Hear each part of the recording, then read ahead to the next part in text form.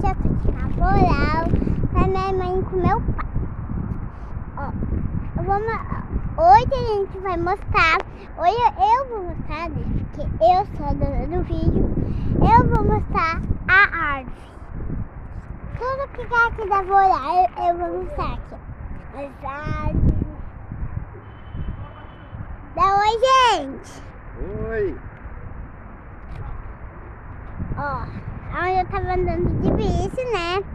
É muito legal, eu vou mostrar lá dentro. Vocês, é muito assim, é muito grande. Eu vou mostrar pra vocês tudo que esse lugar tem.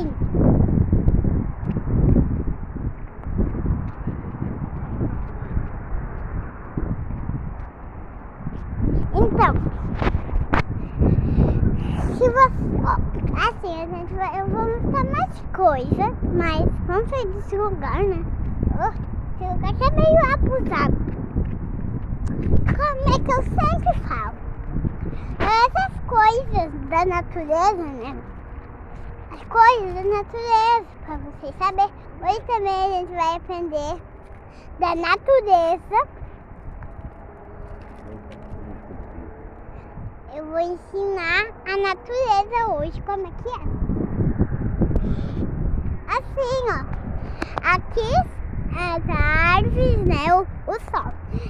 Então, eu vou falar quem que fez tudo isso. Eu vou falar que vocês conhecem, né? O Jesus. Foi ele que fez. Tudo isso foi ele que fez. Cada dia, em cada dia, em cada dia, em cada dia.